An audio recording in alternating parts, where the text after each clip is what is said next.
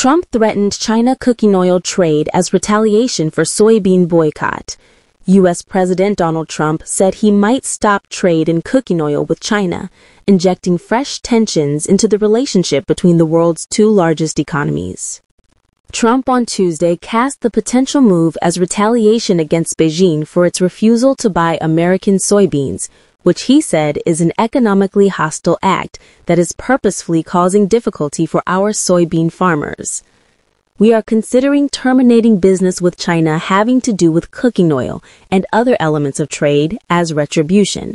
As an example, we can easily produce cooking oil ourselves. We don't need to purchase it from China, Trump posted on social media. The benchmark S&P 500 turned negative as Trump's comments re-escalated the conflict with China. Just hours earlier, both Trump and U.S. Trade Representative Jamieson Greer expressed confidence that friction would ease through ongoing trade talks.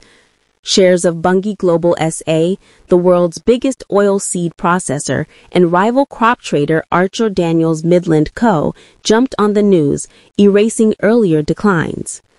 So-called used cooking oil, or UCO, became a flashpoint in the U.S. last year, with imports used to make renewable diesel fuel, raising concerns that American soy farmers were missing out on demand.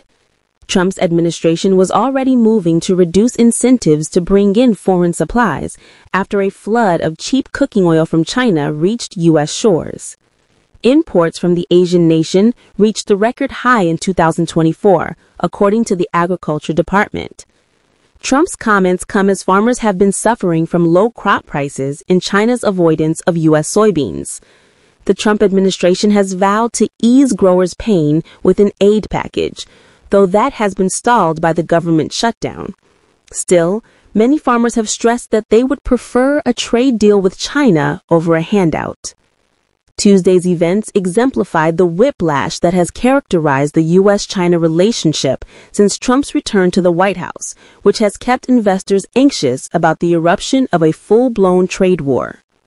Greer had buoyed hopes that tariff negotiations with the Chinese government remained on the table, saying that unnamed senior-level officials from Washington and Beijing held discussions Monday and that Trump and Chinese President Xi Jinping still have a scheduled time to meet later this month. Trump, too, sounded cautiously optimistic a positive outcome could be reached. "We have a fair relationship with China, and I think it'll be fine. And if it's not, that's okay too. We have a lot of punches being thrown, and we've been very successful." That had soothed worries that were inflamed when Beijing sanctioned the U.S. units of a South Korean shipping giant and threatened further retaliations against the industry, the latest tit-for-tat retaliation between the two sides.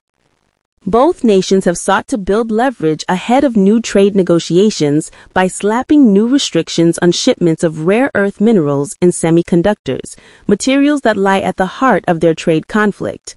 In response to recent Chinese measures, Trump threatened to impose an additional 100% tariff on goods from China by November 1 and raised the prospect of canceling his meeting with Xi at the Asia-Pacific Economic Cooperation Summit in South Korea. "Whether it'll go through or not, I don't want to pre-commit either ourselves or the Chinese, but I think it makes sense for people to talk when they can," Greer said of the meeting. Whether the 100% tariff goes into effect depends a lot on what the Chinese do, Greer said.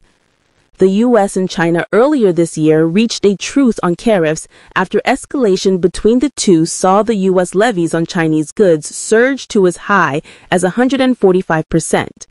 The latest extension is set to expire November 10th. "Our agreement was we're going to keep our tariffs low if you keep the rare earths flowing. They're now saying that they're going to control more rare earths and downstream products. And so it makes sense that, we can raise our tariffs," he said.